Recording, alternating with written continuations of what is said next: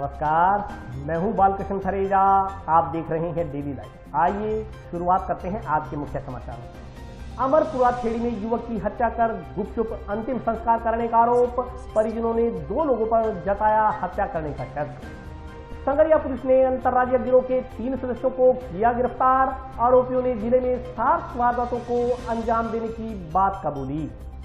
ऋण राशि जमा नहीं करवाने पर होटल को कुर्क करने पहुंचे हनुमानगढ़ केंद्रीय सहकारी बैंक के अधिकारियों को करना पड़ा होटल मालिक के विरोध का सामना। भादरा क्षेत्र में नाबालिग का अपहरण कर अमानवीय यातना देने के प्रकरण में बाल कल्याण समिति ने अस्पताल पहुंचकर लिए पीड़ित के बयान। सहारा इंडिया में निवेश की गई राशि वापस दिलवाने की मांग, ग्रामीणों ने जिला कलेक्टर एवं पुलिस अधीक्षक को सौंपा ज्ञापन। जंक्शन के सेक्टर 12 स्थित जीवीएस पब्लिक स्कूल के प्रबंधन पर फीस के लिए विद्यार्थी की टीसी रोकने का आरोप, जनवादी नौजवान सभा ने जिला शिक्षा अधिकारी को सौंपा ज्ञापन। और अब समाचार विस्तार से। ऋण राशि जमा नहीं करवाने पर रहन रखे गए होटल को कुर्क करने की कार्रवाई करने पहुंचे हनुमानगढ़ केंद्रीय सहकारी बैंक लिमिटेड के अधिकारियों को होटल मालिक के विरोध का सामना करना पड़ा।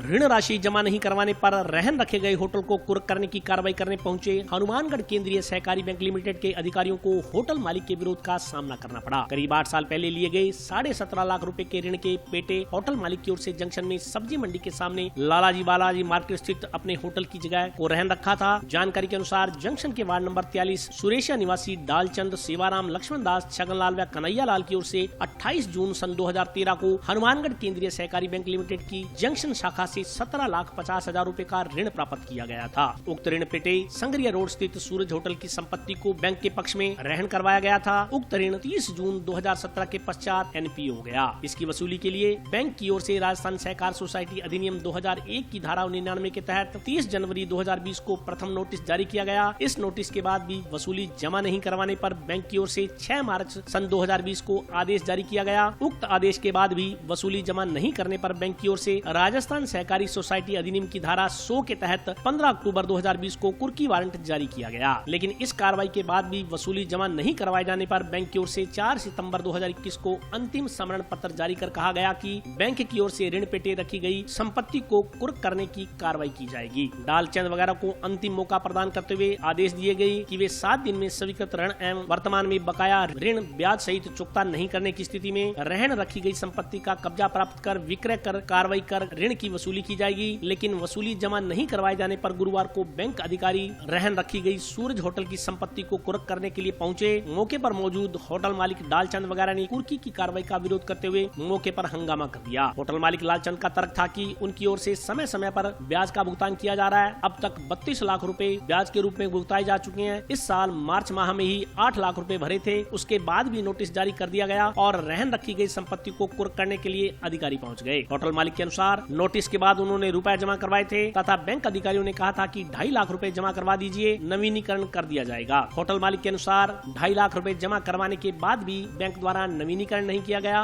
और आज वे लोग कुर्की करने पहुंच गए। कैसे उसके बाद भी तो आप नोटिस निकाल के लाएंगे आपके फिर 16 लाख की लिमिट है। 16 लाख सब लिमिट किस लिए बनाई आपने? लिमिट ये होती है अब पैसे उठा लिया डाल लिया वो हम कर रहे हैं।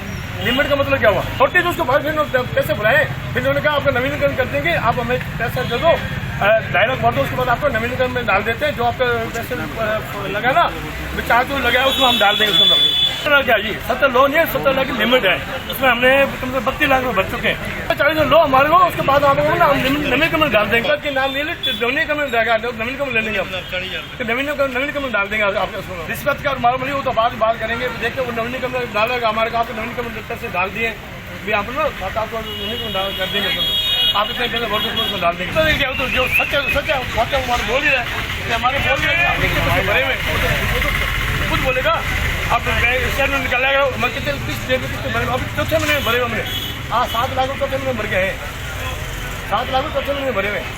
गांव अमरपुरा खेड़ी में एक युवक की हत्या कर उसका गुपचुप अंतिम संस्कार करवाने के आरोप में परिजनों ने 2 लोगों के खिलाफ मुकदमा दर्ज करवाया है। गांव अमरपुरा खेड़ी में हरविंदर सिंह नामक युवक की हत्या कर उसका संस्कार कर दिए जाने का सनसनीखेज मामला सामने आया। पुलिस ने मौके पर पहुंच घटनास्थल का निरीक्षण किया। इस संदर्भ में मृतक के परिजनों द्वारा 2 लोगों पर हत्या करने का आरोप लगाया गया है। मृतक के चचेरे भाई ने पुलिस में दिए गए परिवाद में आरोप लगाया कि मृतक के 2 रिश्तेदार बीती रात मृतक के घर आए और उसको अपने साथ ले गए। इस दौरान पता चला कि मृतक को साथ ले जाने वाले लोगों ने उसकी हत्या कर शमशान भूमि में उसका संस्कार कर दिया। इस बात की जानकारी जब उसके परिजनों को मिली तो उन्होंने संदर्भ में पुलिस को अवगत करवाया। पुलिस ने मौके पर पहुंच तथ्य जुटाए तथा पुलिस हत्यारों का पता लगाने का प्रयास कर रही है।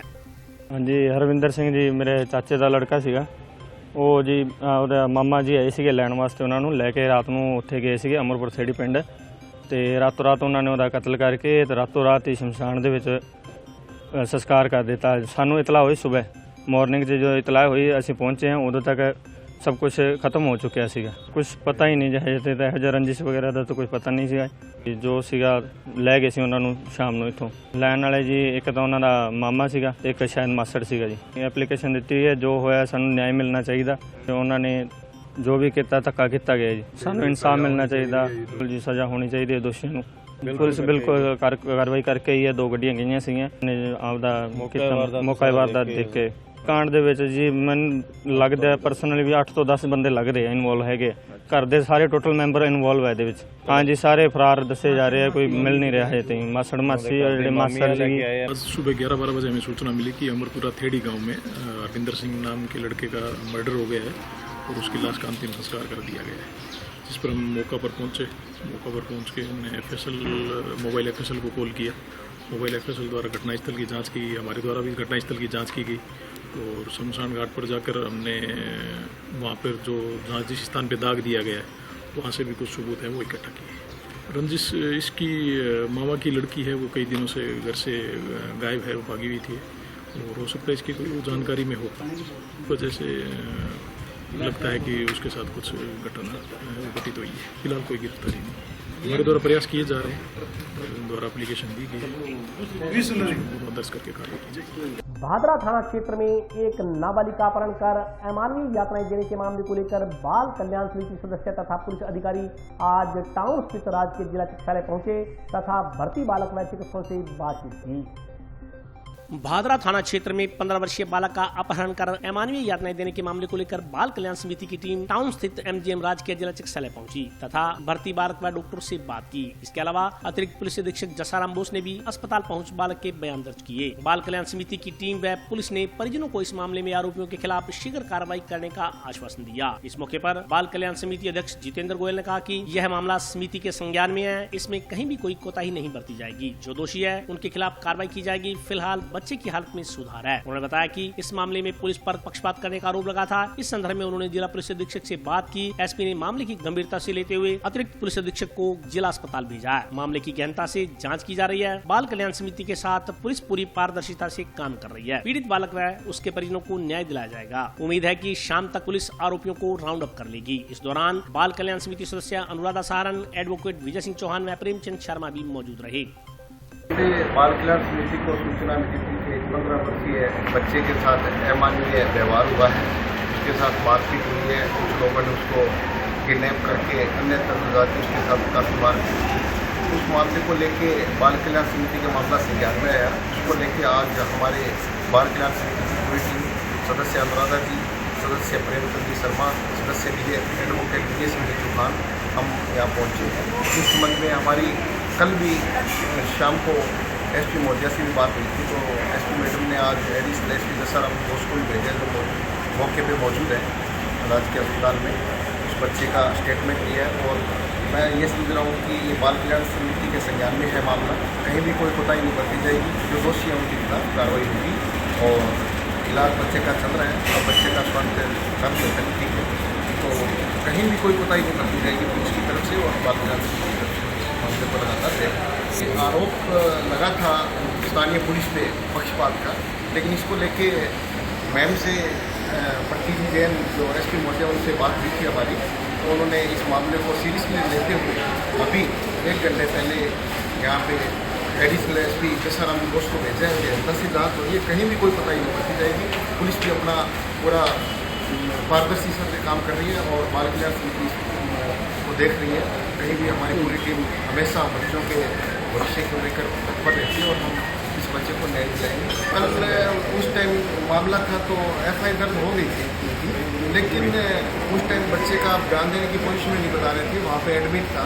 लेकिन कहीं ऐसी बात नहीं है कि पुलिस काम नहीं कर रही है, बिल्कुल पुलिस प्रॉपर काम कर रही है और हम भी पूरा इस मामले को देख रहे हैं और बिल्कुल इनके परिवार को न्याय देंगे। जान वगैरह हो जाए और बिल्कुल पुलिस अधीक्षक महोदय से बात करके और उसको राउंड अप भी करवाएंगे। जिले की संगरिया पुलिस ने अंतर्राज्यीय नकबजन गिरोह का खुलासा करते हुए गिरोह के 3 सदस्यों को गिरफ्तार करने में सफलता हासिल की है।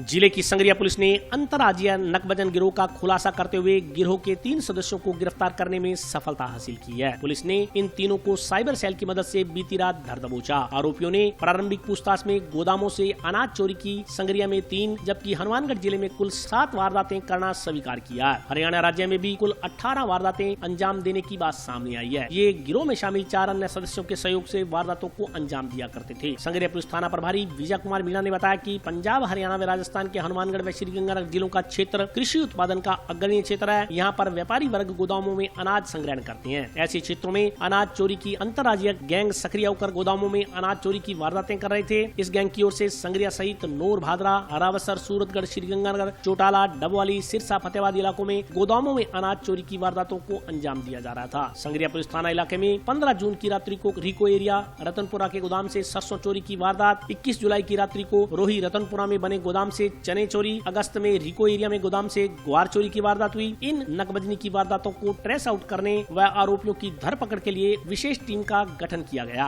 इस दौरान पुलिस को सफलता मिली और पुलिस ने गोविंद उर्फ गोविंदा पुत्र रोहताश कुमार धानक निवासी मातूराम कॉलोनी फतेहाबाद, दीपक उर्फ दीपू पुत्र रणधीर सिंह धानक निवासी मातूराम कॉलोनी गली नंबर 4 फतेहाबाद व मलकीत उर्फ मंजीत कुमार पुत्र पप्पूराम मोड़ निवासी शेरगढ़ ढानी रतिया को गिरफ्तार कर लिया।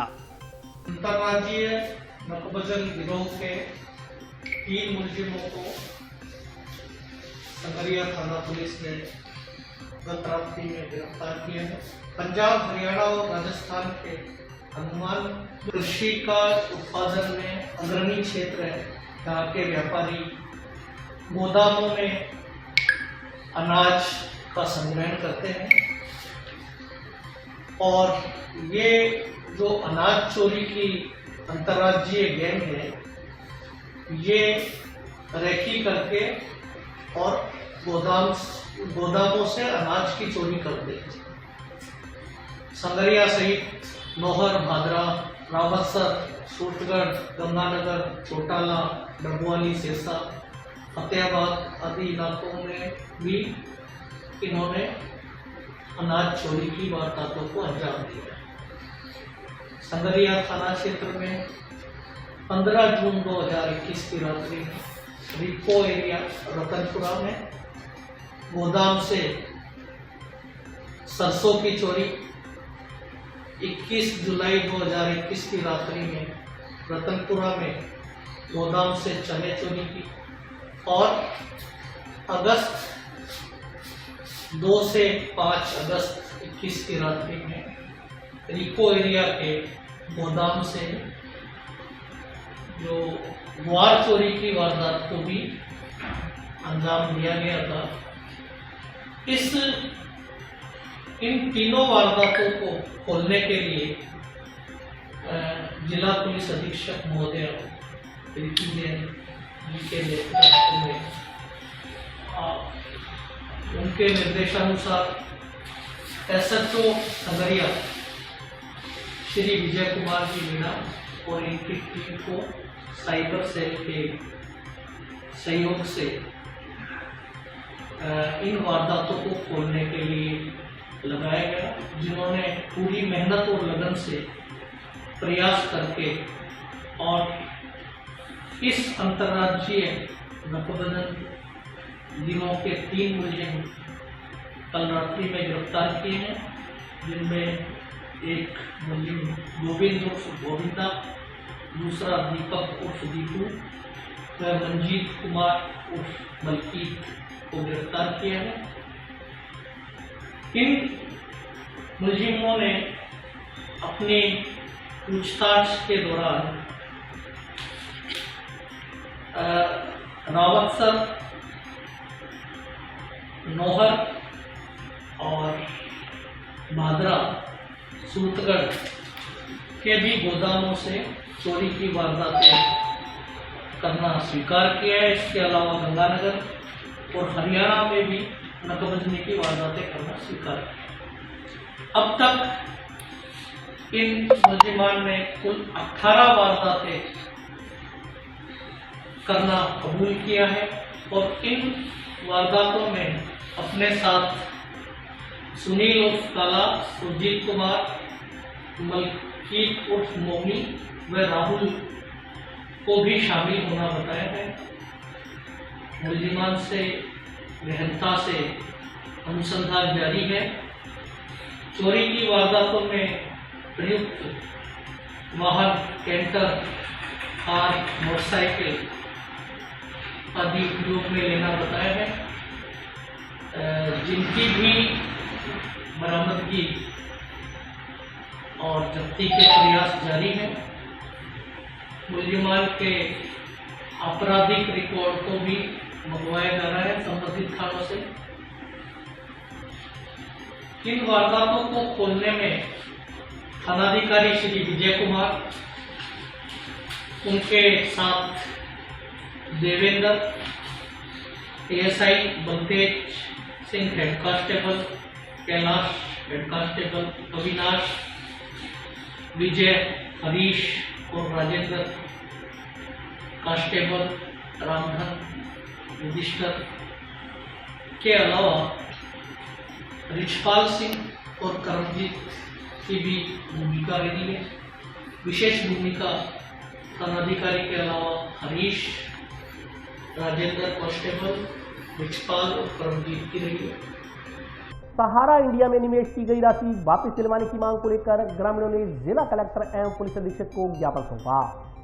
सहारा इंडिया कंपनी के स्थानीय एफसी कार्यालय को जिला मुख्यालय के सेक्टर ऑफिस में मर्ज करने से पूर्व रावसर व पल्लू क्षेत्र की जनता की ओर से निवेश की गई राशि का भुगतान करवाए जाने की मांग को लेकर गुरुवार को संबंधित क्षेत्र के निवेशकर्ताओं ने एसपी व कलेक्टर को ज्ञापन सौंपा। प्रतिनिधिमंडल में शामिल सदस्यों ने बताया कि सहारा इंडिया कंपनी की रावसर पल्लू शाखाओं में कंपनी की ओर से संचालित विभिन्न योजनाओं में निवेश किया गया था। पल्लू क्षेत्र का करीब 25 करोड़ व रावसर क्षेत्र के निवेशकर्ताओं का 1 करोड़ रुपए का भुगतान बकाया है। पिछले कई वर्षों से कंपनी की ओर से यह भुगतान नहीं किया जा रहा। आमजन अपने खून पसीने की कमाई का भुगतान न मिलने से परेशान है। उन्होंने कहा कि उन्हें शक है कि कंपनी की ओर से रावसर व पल्लू क्षेत्र के एफसी कार्यालय को हनुमानगढ़ स्थित सेक्टर ऑफिस में मर्ज कर दिया गया है। कंपनी के इस फैसले से दोनों क्षेत्रों के निवेशकर्ताओं को भारी परेशानियों का सामना करना पड़ेगा। उन्होंने कहा कि कार्यालय मर्ज होने से निवेशकर्ताओं को परिपक्वता राशि प्राप्त करने के लिए रावसर व पल्लू से चलकर हनुमानगढ़ के चक्कर लगाने पड़ेंगे। उन्होंने कहा कि कंपनी में सबसे ज्यादा निवेश उन लोगों की ओर से किया गया है जो निहायत ही गरीब तबके के हैं। ज्ञापन में कंपनी के रावसर पल्लू कार्यालय को मर्ज करने से पहले इन क्षेत्र के निवेशकर्ताओं का भुगतान करवाने की मांग की गई है। ज्ञापन देने वालों में राकेश कुमार, रघुवीर वर्मा, दीपक कुमार, लालचंद, हरचंद, आदराम वर्मा, गौरीशंकर थोरी सहित अन्य लोग शामिल थे। पल्लू एफसी थी सर और एफसी का चार्ज सौंपा गया था एक कमीशन बेस पे। तो सर हमने मतलब चढ़ बढ़ के काम किया, हमें पता नहीं था भाई ये संस्था ये करेगी। और सर मैंने 16 साल संस्था में दिए हैं और संस्था ने एक मतलब अखबार में विज्ञापन काट के 9 महीने की 1 तारीख का भाई ये संस्था ये अपनी जो ब्रांच है वो हनुमानगढ़ सेक्टर में मर्ज की जा रही है। तो सर हमें संस्था से बहुत लगाव है, अभी ये नहीं है लगाव नहीं है, लेकिन सम्मानित जमा करता जो गरीब तलतले के हैं जैसे रेडी वाले हैं, ठेले वाले हैं, उन्होंने बेचारे ने गरीबों ने सबने एक एक पैसा जोड़ के जमा कराया। सर माननीय मोदी जी से प्रधानमंत्री साहब से मेरी ये प्रार्थना है कि वो जल्द से जल्द इन गरीब लोगों का पैसा जो हमने जमा कराया है सर वो दिया जाए सर, क्योंकि हमें आए दिन प्रताड़ित कर रहे हैं लोग सर। हमें मतलब हमारे बीवी बच्चियों तक को सुरक्षा नहीं है सर, क्योंकि रास्ते में रोक लेते हैं सर और गाड़ी गलौज करते हैं सर।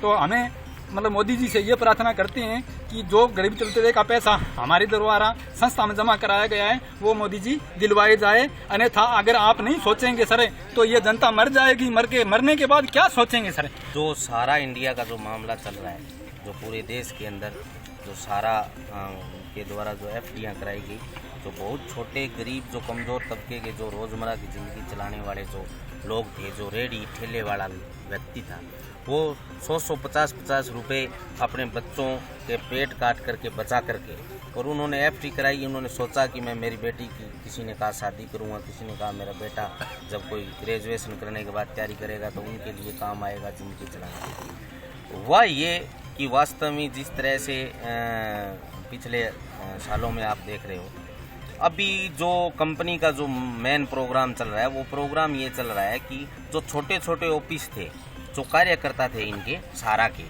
उन ऑफिसों को उठा करके ये हेडक्वार्टर, जिला हेडक्वार्टर पर मर्ज कर रहे हैं। हमारा कहना ये है, जो लोगों को उम्मीद जो आज थोड़ी बहुत बंदी है कि ये कार्यकर्ता इनको ये कह रहे हैं कि अभी हमारा मामला चल रहा है, सुप्रीम कोर्ट में चल रहा है, जब भी आएगा आदेश फैसला तो हम आपको भुगतान करेंगे। लगभग पल्लू क्षेत्र का 25 करोड़ रुपए हैं, ऐसे ही करोड़ों में राउत सर के हैं, तो ये ऑफिस ये हनुमानगढ़ शिफ्ट करना चाह रहे हैं। हमारा कहना प्रशासन को यह है कि 30 तारीख तक हमें इस बात का जवाब दीजिए और वो जो ऑफिस है वो वहीं पर रहने चाहिए और जल्द से जल्द उन लोगों का भुगतान होना चाहिए जो आज इतने सालों से बड़े परेशान हो रखे हैं। इसलिए हम आज तमाम लोग हैं, इन्होंने जो एफडी करवा रखी है, कार्यकर्ता भी है, साथ में हम लोग आए हैं और आज हम ज्ञापन के रूप में आए हैं। सिर्फ अगर 30 तारीख तक कोई फैसला नहीं होगा तो फिर हम, अगर वो ऑफिस वही नहीं रखेंगे तो फिर हम बड़ी संख्या में जिन लोगों ने एफडी करवाई है उनको हम बुनियादी करके गाँव में प्रचार करके बुला करके एक बड़ा प्रोग्राम रखेंगे। हमारे पैसे हैं जो हमने बड़ी मेहनत करके जो कमाए हैं, वो एफडी हमने करवाई है, जो सपने हमने अरमान देके वो आज चकनाचूर हो गए, उस सपने को हम दोबारा चकनाचूर नहीं होने देंगे, इसलिए संघर्ष करेंगे। इसलिए आज एसपी साहब को और कलेक्टर साहब को और माननीय प्रधानमंत्री नरेंद्र मोदी जी को भी हमने कलेक्टर साहब के माध्यम ज्ञापन सौंपा है कि जल्द से जल्द जो जमा करवाई गई राशि है, जिन उपभोक्ताओं ने एफडी करवाई है, उसका भुगतान करवाया जाए। सचिवालय कार्मिकों के समान वेतन भत्ते देने एवं तहसील स्तर पर अतिरिक्त प्रशासनिक अधिकारी का पद सृजित करने की मांग को लेकर मंत्रालय कर्मचारी संघ ने मुख्यमंत्री के नाम का ज्ञापन जिला कलेक्टर को सौंपा।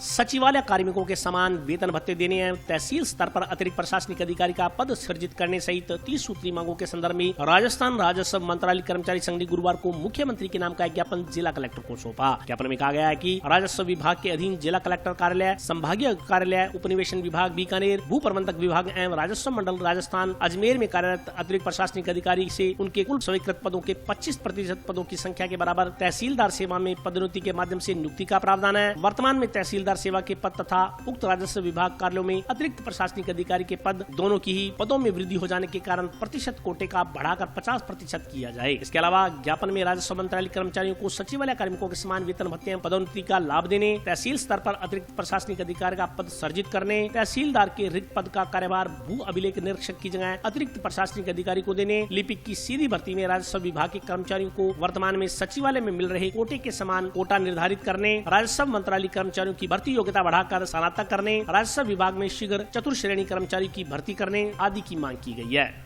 मुख्यमंत्री महोदय के नाम श्रीमान जिला कलेक्टर महोदय को ज्ञापन दिया, जिसमें हमने हमारे पूरे राजस्थान की 30 मुख्य मांगे रखी हैं, जिसमें विशेष करके अतिरिक्त प्रशासन कर्मचारी समय से पदोन्नति और 4th क्लास की नियुक्ति, तामिल पंडिता की नियुक्ति और अन्य विभिन्न मांगे जो गैर वित्तीय मांगे हैं, और उसके लिए हमने मांग कर रखा है। अपेक्षा हम यही करेंगे कि माननीय मुख्यमंत्री महोदय इसमें जल्दी से जल्दी कार्रवाई करके और हमें अनुग्रहित करेंगे। जंक्शन के सेक्टर 12 स्थित जीजीएस पब्लिक स्कूल के प्रबंधन पर एक विद्यार्थी से मनमानी फीस वसूलने का आरोप लगाते हुए जनवादी नौजवान सभा ने जिला शिक्षा अधिकारी को ज्ञापन सौंपा।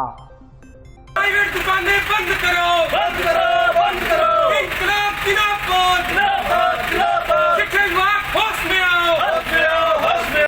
जनवादी नौजवान सभा के कार्यकर्ताओं ने जंक्शन के सेक्टर नंबर 12 स्थित जीजीएस सीनियर सेकेंडरी स्कूल पर फीस वसूलने में मनमानी करने का आरोप लगाते हुए जिला शिक्षा अधिकारी को ज्ञापन सौंपा। ज्ञापन में कहा गया है कि वेद प्रकाश पुत्र मेहरचंद जाति सुथार निवासी मक्कासर तहसील व जिला हनुमानगढ़ का पुत्र कार्तिक कक्षा 8वीं से लगातार जीजीएस सीनियर सेकेंडरी स्कूल में अध्ययनरत है। 2020 में उक्त विद्यार्थी कक्षा 9वीं में अध्ययनरत था तथा मार्च 2020 में कोरोना महामारी के चलते देश में संपूर्ण लॉकडाउन की घोषणा के साथ सभी विद्यार्थियों की परीक्षाएं स्थगित कर दी गई थी। इससे उक्त विद्यार्थी को कक्षा 9वीं से कक्षा 10वीं में प्रमोट कर दिया गया। राज्य सरकार व केंद्र सरकार द्वारा प्राइवेट स्कूलों को दिशा निर्देश जारी किए गए कि कोई भी प्राइवेट स्कूल कोरोना काल के चलते विद्यार्थियों से फीस नहीं वसूल सकेगा। इसके बाद से लगातार कोरोना के चलते सभी स्कूल बंद रहे और विद्यार्थियों की पढ़ाई नहीं करवाई गई। ज्ञापन के अनुसार अब कार्तिक कक्षा 10वीं से भी बिना परीक्षा के प्रमोट हो चुका है तथा अब कक्षा 11वीं के लिए सरकारी स्कूल में प्रवेश लिया है, जिसके लिए विद्यार्थी को स्थानांतरण प्रमाण पत्र की आवश्यकता है। लेकिन जीजीएस स्कूल के प्रबंधक विद्यार्थी को प्रमाण पत्र देने में आनाकानी कर रहे हैं। वे विद्यार्थी से मनमानी फीस वसूलना चाहते हैं। ज्ञापन में कहा गया है कि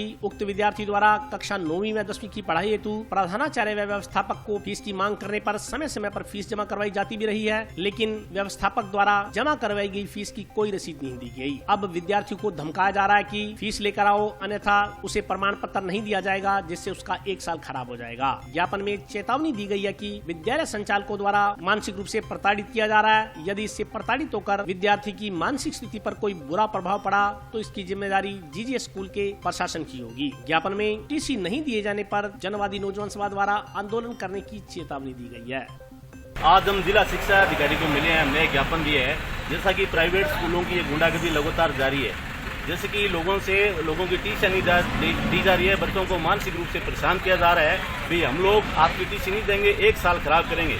मात्र एक स्कूल है जो अपनी गुंडागर्दी पे उतरा हुआ है, जो कि 12 नंबर सेक्टर के अंदर जीजीएस सीनियर सेकेंडरी स्कूल है, जिसका व्यवस्थापक से मेरी बात हुई थी। वो व्यवस्थापक ये बात बोली है कि ये तो हमारी सब्जी की दुकान है, हम सब्जी हमारे हिसाब से ही बेचेंगे और आपकी ये गुंडागर्दी हम नहीं चलने देंगे। अगर मेरे बच्चे की टीसी नहीं दी उसने, अगर 1 साल मारने की बात कही तो निश्चित ही बात की जनवादी नौजवान सभा आंदोलन करने पे मजबूर होगी, जिसकी तमाम जिम्मेवारी यहाँ के जिला प्रशासन की होगी और उस स्कूल की होगी। आज प्राइवेट स्कूलों की गुंडागर्दी के खिलाफ जिले में जगह जगह जो प्राइवेट शिक्षा के नाम पर जो दुकानें खोल रखी है, उनके खिलाफ जनवादी नौजवान सभा ने आज मोर्चा खोला है। शिक्षा विभाग में यहाँ कार्यालय में हमने ज्ञापन सौंपा है और इस बात के लिए ज्ञापन सौंपा है कि पिछले काफी समय से कोरोना महामारी के चलते गरीबों के कुछ बच्चों की फीस जमा नहीं थी या जमा है, उनकी भी टीसी और मार्कशीट नहीं दे रहे। उस एवज में वो अपनी मनमानी चला रहे हैं। इस गुंडागर्दी के खिलाफ आज हमने यहाँ पर प्रदर्शन कर ज्ञापन सौंपा है। और अभी वक्तव्य का हाजिर होता हूँ छोटे से।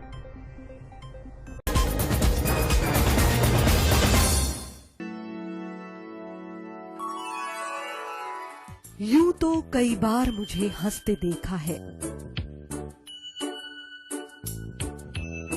पर ये हंसी कुछ और है। ये गहना मुझ पर जचता है, पर ये महज एक गहना नहीं। ये रूपरेखा है मेरे मन की, हंसती खिलखिलाती लहरों की, जो आतुर थी अब तक मुझ पर सजने को। इसलिए ये गहना ही मेरा सच्चा श्रृंगार है, श्रृंगार है, श्रृंगार है।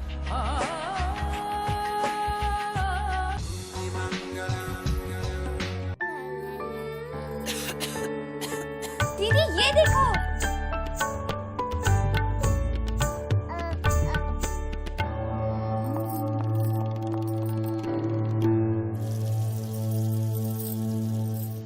नोवेल कोरोना वायरस बीमारी को फैलने से रोका जा सकता है।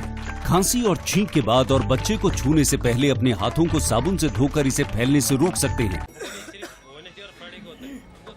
वो डॉक्टर साहब हैं? भाई साहब खांसी और बुखार था, सोचा चेक करवा लूं।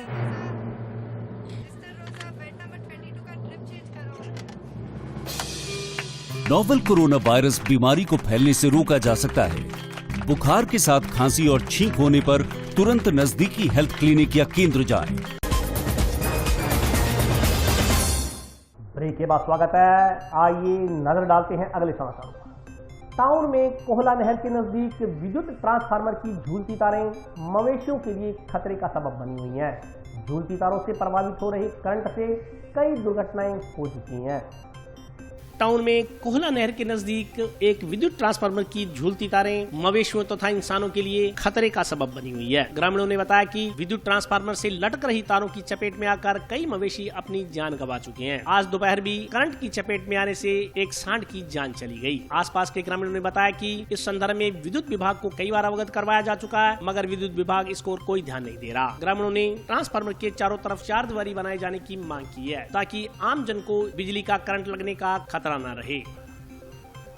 तो हमारे खेतों आया मोटरसाइकिल का जान ला रहा गोता करंट ला क्यों और आ तार खोली है देखने ला रहे हो आ तार भी तार सके मैचिंग होड़ी है और गोते जी आगे खास करी है वो तो तड़प के मर चुकी है। वो फिर प्रधान जी ने फोन करो बात बोले चाहिए ना मैं भेजना रहा चाहिए ना आ गए आ तार खोल गए भी परना तार के बांध गए पल्लो झाड़ के बीच रह गया तो बोलेगा कोई इलाज नहीं है। हालांकि इलाज कौन होना चाहिए भी चारों तरफ 4 दीवारी निकाल के लगभग 10 फुट ऊंची इन कवरिंग कर दिया ताकि कोई पशु वगैरह है खाद ना कर सका या तो तार के नजदीक ना जा सके। पहला घटना एक बार दूसरा को तो मरीज ट्रैक्टर में तो गुजरते नहीं साठ को खड़ी चुकी मार आप कड़ी चढ़ी मार के बात करो जिम्मेवार विभाग है जी वो लागत में मर जाएगा बचा तो बुढ़ो है कोई भी है अगर इंसान है जानवर को चीज हाथ लगाओ कुदरती हाथ लाग भी जाओ बड़ी बात बोनिया लाग तो करंट लाइए हाँ बड़ी रहने 33,000 की करंट लागी और आदमी मरियो घटना सर सामने ही देख लियो बोल जानवर बेचारो जो जानो एक ही पहला भी हट कार्रवाई हुई है एक चीज की पहला भी कह चुके हमारे प्रशासन ने कोई सुनवाई कौन कर ला रही तो पहले एक हो चुके हैं तो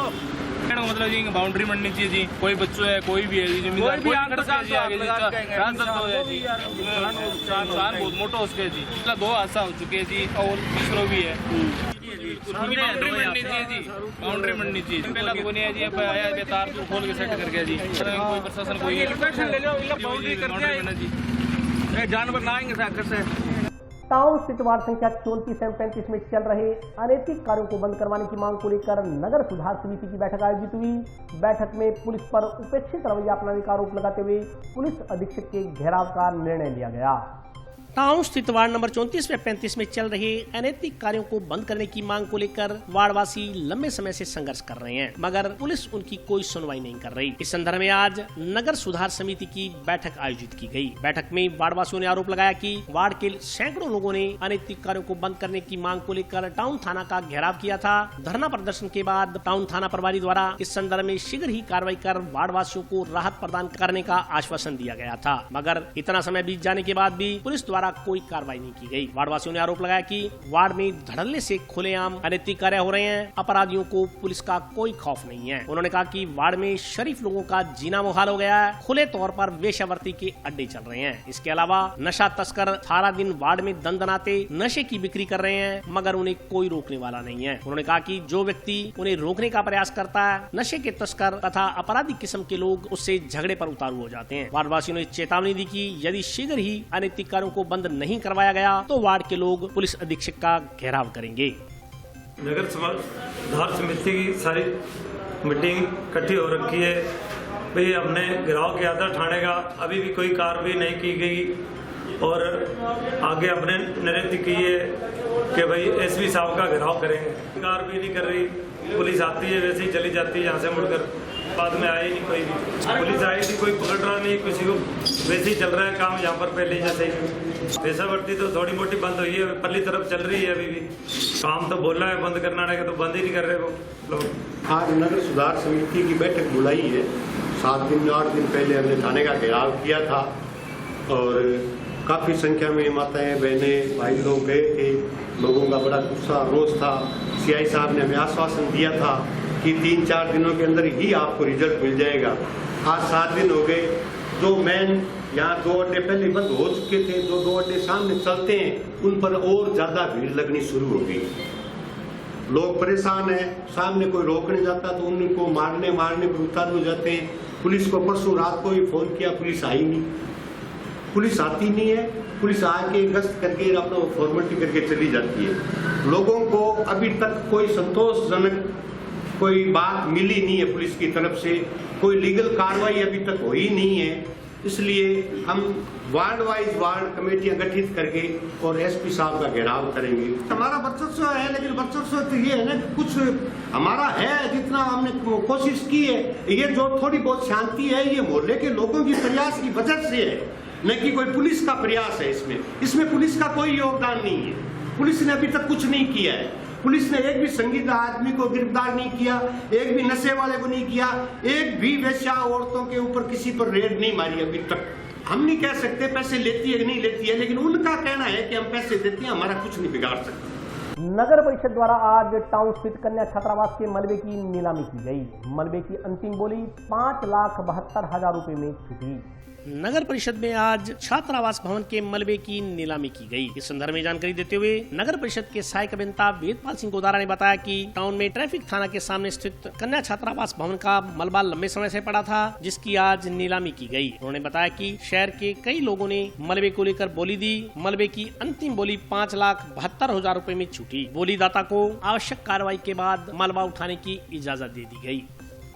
आज नगर परिषद हनुमानगढ़ टाउन के अंदर कन्या छात्रावास भवन है, जो कि नजदीक ट्रैफिक थाना हनुमानगढ़ टाउन के अंदर है, उसके मलबे की नीलामी की गई। और उस नीलामी के तहत ये जो बोले लगाने वाले हैं काफ़ी टाउन से काफ़ी लोग आए हैं और उन्होंने इस बोले को अंजाम दिया है। 1-1.5 घंटे लग के काफ़ी उन्होंने बोले लगाई। और इस बोले के हमारे जो है एक फर्म 5,72,000 रुपये की लास्ट बोली आई है, वो मलबा हमने गांव मक्कासर में किसान गोष्ठी का आयोजन किया गया। गोष्ठी में कृषि अधिकारियों द्वारा किसानों को विभिन्न योजनाओं बारे जानकारी दी गई।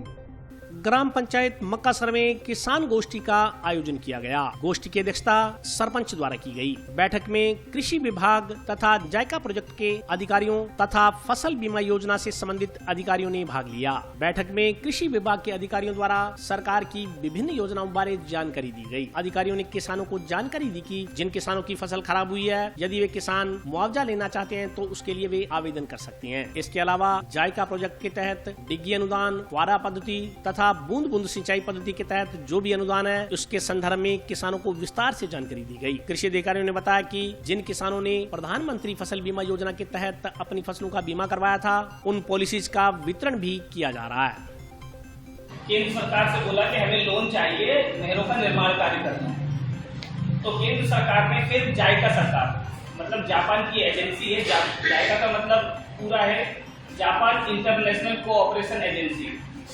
ये जापान की एक सहकारी एजेंसी है जिसने भारत सरकार को लोन दिया है। भारत सरकार से फिर राजस्थान सरकार के पास लोन आया है।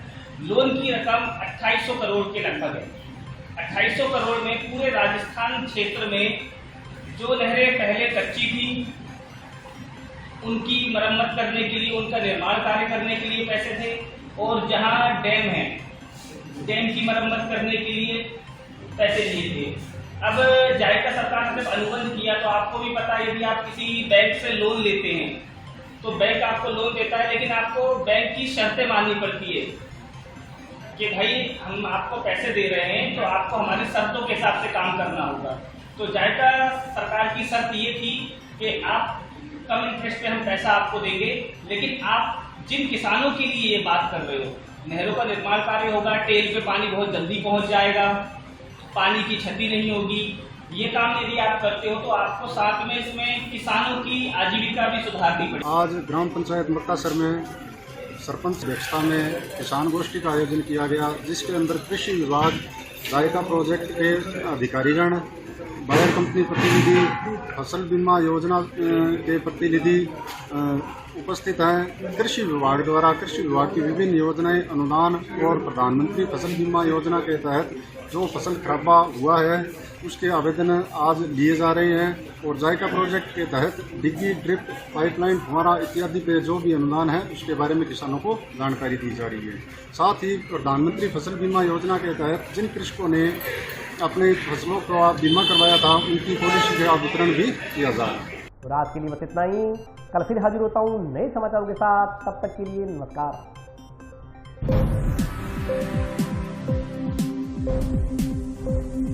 Thank you.